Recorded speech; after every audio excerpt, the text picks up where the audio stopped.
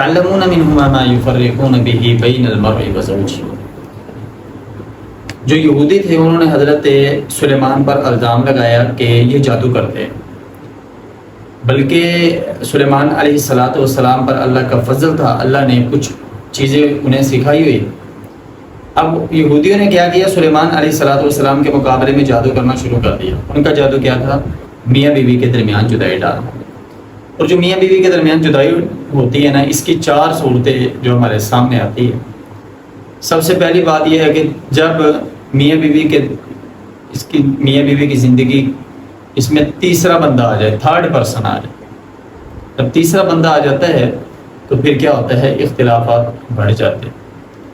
وہ تیسرا بندہ وہ ہوتا ہے جس کو آپ نے اتنے اختیارات دیے ہوتے ہیں کہ اس کے حکم سے جو ہے آپ کا گھر کا سامان آ رہا ہوتا ہے، آپ کے بچوں کے کپڑے آ رہے ہوتے ہیں، آپ کے کھانے پک رہے ہوتے ہیں، تو وہ 3rd پرسن جو ہوتا ہے اس کو آپ نے اتنے اختیارات دیے، ٹھیک ہے۔ اپنی زندگی سے 3rd پرسن کو نکال دیجئے، پھر یہ جو میاں بیوی کا جو تعلق ہے یہ بڑا ہی مضبوط ہو جائے گا۔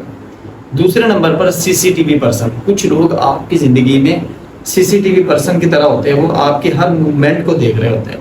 وہ دیکھ رہے ہوتے ہیں کہ یہ بندہ جا کہاں رہا ہے، آ کہاں رہا ہے، کھاتا کیسے ہے، اس کے بچے کیسے ہیں، تو آپ کے ہر موومنٹ کو دیکھ رہے ہوتے ہیں۔ اس کے لیے اگر آپ کا کانفیڈنس لیول ہائی ہے تو آپ اسے کہہ دیں، سر آپ کو کوئی ضرورت نہیں ہماری زندگی میں دخل اندازی کرنے کی۔